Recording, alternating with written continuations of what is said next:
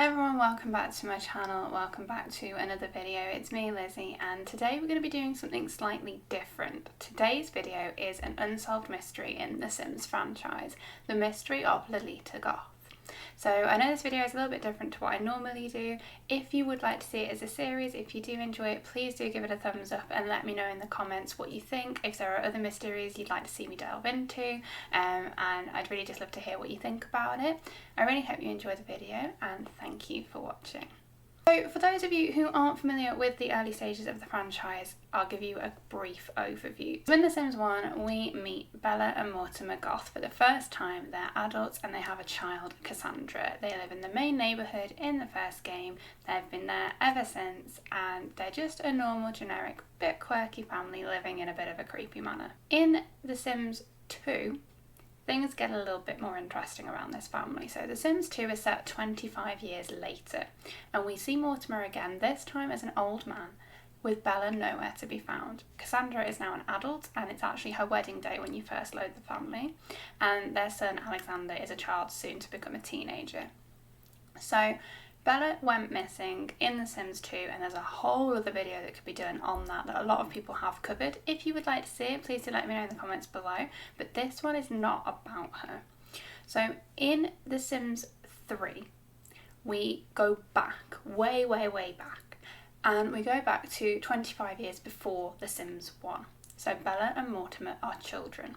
Bella and Mortimer are living in separate households with their parents, and this is where the story really begins for us, because Lolita Goth is first spotted in The Sims 3 in Goth Manor.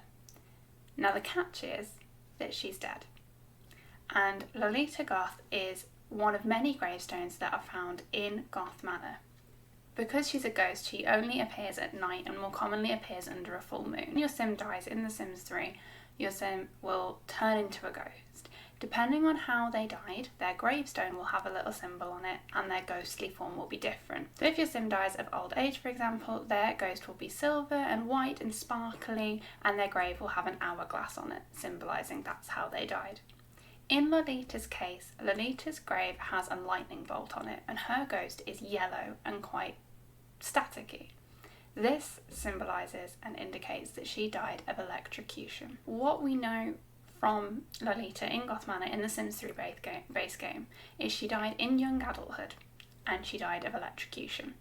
Now the reason we know this is because in The Sims 3, with each expansion pack came a new supernatural. In the first base game, the supernatural was a playable ghost, so you will come across an opportunity in the game to resurrect a ghost, but it won't go quite as well as you thought it might. They'll resurrect still as a ghost, but fully functional and playable as a member of your household. So if you resurrect Lolita in this way, you can use the Ambrosia method to resurrect her fully as a human. She will be a young adult sim. The catch is that in The Sims 3, in this situation, she's not on the family tree. They all know her only as an acquaintance. Now in The Sims 3, Lolita's not the only grave in the graveyard. We also have Victor and Gretel Goth, who are Gunther's parents, Simon and Prudence Crumplebottom, who are Cornelia's parents. So we're not quite sure where that's come from, and that's where the mystery really begins. So obviously The Sims 3 was brought to the franchise quite a bit after the first two iterations of the game, and The Sims 2 tends to have quite a lot of lore and quite a lot of mystery behind it. In The Sims 2, there is the Goth Manor with a graveyard. Now there are three things that don't quite add up here. So in the graveyard in The Sims 2 Goth Manor, you have Victor and Gretel, Gunther's parents. You have Gunther and Cornelia, as you would expect, as it's so many years later and Mortimer is now an old man. And we have Simon Crumplebottom. For some odd reason, Prudence Crumplebottom is not there. So Cornelia's mother is no longer in the graveyard. 50 years later, she's just not there anymore. To add to this, neither is Lolita.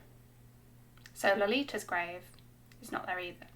So if we think about this in the time of the game development rather than the actual timeline of the story, Lolita seems to have just been conjured up when The Sims 3 was released. She was never in The Sims 2 or The Sims 1. Similarly, there were a lot of theories about Lolita being Gunther's sister. Gunther had a sister called Frida, and she is in The Sims 2. She's also in his family tree in The Sims 2. So if you go on Mortimer's family tree, you will see that he had his parents, Gunther and Cornelia. There were Simon and Prudence. So Prudence is in the family tree, she's just not in the graveyard. You have Gretel and Victor, as they are in the graveyard, as they are in the family tree, also in The Sims 3. But Gunther has a sister called Frida.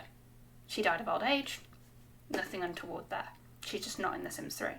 So there was a lot of speculation at this point that perhaps Lolita was Frida and there'd just been a mess-up with the names. They'd just got it wrong. Which wasn't uncommon, these things happen. Except they went the extra mile and made sure that Lolita wasn't in the family tree. It would make more sense if Lolita was in the family tree as Gunther's sister and just named wrong. But she's just not there at all. And Frida's not there either. So there was a bit of confusion about what happened to Frida and what happened to Lolita, and also where did Prudence Crumplebottom come from but also disappear. It was all a bit strange.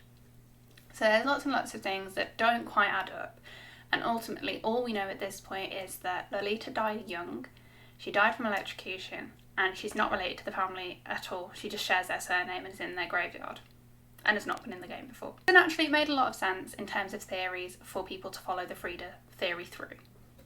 Except much further down the storyline, The Sims 3 Supernatural came out, and this threw a spanner in the works for real. In The Sims 3 Supernatural, we were introduced to a whole new world of all sorts of beings, from fairies to werewolves to vampires to witches, Moonlight Falls. In this world, there's a goth household. In this household, Frida Goth lives. Kind of. So what's even more interesting at this point is that we meet 3 new Sims in The Sims 3 Supernatural: Samuel Goth, Olivia Goth, and Frida Goth. Now thankfully The Sims loved a little bit of lore back in these days, so there were lots of biographies we could read and lots of things we could delve into. So with Samuel Goth, he was married to Olivia, and he was Frida's uncle. And it states that Samuel and Olivia got married, were happily married, and then Samuel ate a magic jelly bean, poisoned him, and he died.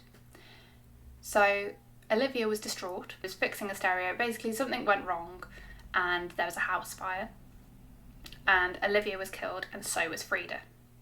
So they are all active playable ghosts in this household in Moonlight Falls. And if you read the biographies even further, Frida was set to be married off to a land grab by her brother Gunther. She didn't like this, so she packed up and she left, and she moved in with Samuel and Olivia. So it's all pretty clear cut there that this Frida is Gunther's sister. She ran away because she didn't want to be married off to, I'm assuming, even Jeffrey, and to live with Samuel and Olivia in Moonlight Falls, which explains why on Gunther's family tree in Sunset Valley, she's not there. And I don't know whether this kind of version of the game came about because people were so curious about Lolita and people were pointing out that Frida had not been included in the game, so the game developers went, okay, we'll put her in then, and created a whole reason as to why Frida wasn't in Sunset Valley and Frida was left off the family tree. So that solved that, but made more of a point as to, well, where's Lolita then? If Frida is Frida and she's Gunther's sister and we have her and we've pinned her down, where's Lolita in this story? When it comes to the mystery and the theories around what happened, there are a few theories out there as to who she is, where she came from. Many people believe that Lolita could have been Gunther's first wife, which would explain a lot of it really. It would explain that her surname, it would explain why she's not on the family tree because she married into the family, and when she died she was removed by the game, because once a sim dies when they're married, they automatically split. However, having played The Sims 3, if you have a married couple and one of them dies, they automatically revert back to being engaged. They don't revert back to being acquaintances.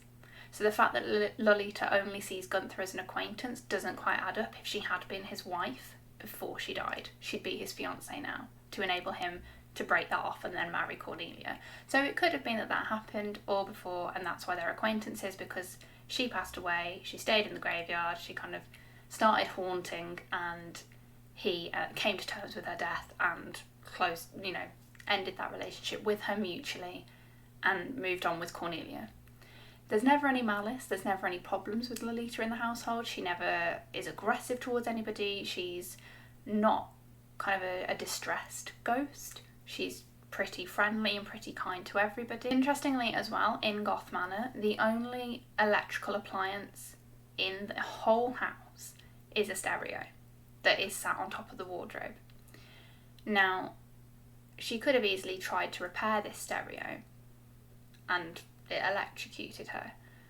But what I've noticed in The Sims 3 is more commonly you're likely to get electrocuted if there's water and electricity. So if your sim is fixing the dishwasher and there's been a puddle of water, that's a really common cause of electrocution. It's much more unlikely if they're trying to fix something and they don't get it right that they're just going to get electrocuted without any other kind of influence. Not saying it can't happen, but it is more rare. So it is quite possible that she tried to fix this stereo and was electrocuted. It seemed like the Goth family in Moonlight Falls seemed to be tying up quite a few loose ends and theories, because I think a lot of people were saying that it was very unlikely that Lolita would have died fixing that stereo. It says in Frida's biography that she was distracted, she shorted out the stereo, electrocuted herself, caused a house fire, and that killed Frida. So it was kind of wrapping up the, well, how could Lolita have electrocuted herself on the stereo? So that kind of got tied up as well, but we still don't know who she is. We still have no further leads as to where she came from, why she's there, who she is, any of it, other than she was Gunther's first wife, but it still doesn't explain her relationship with Gunther when we start the game. Looking at ages of the Sims, Gunther and Cornelia are very close to old age, and Mortimer is merely a child. He's also right at the beginning of childhood, so it does suggest that Cornelia and Gunther had Mortimer much later in life, perhaps even got together much later in life. So perhaps there was definitely time and scope for Gunther to be married to somebody else. So that's all I really have on this topic in terms of who Lolita Goth was, or maybe who she was. In The Sims 4, she's not mentioned, she's not seen, and it seems to be a similar timeline to The Sims 1. So that is the mystery, the unsolved mystery of Lolita Goth. If you do have your own theories or opinions about it, please let me know in the comments below. I would love to hear what other people think about this character or the Goth family in general.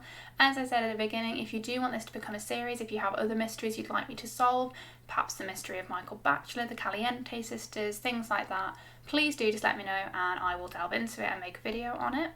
If you did enjoy it, please do leave it a thumbs up and also consider subscribing to the channel if you want to see more of it. Thank you again so much for watching, and I will see you in the next one.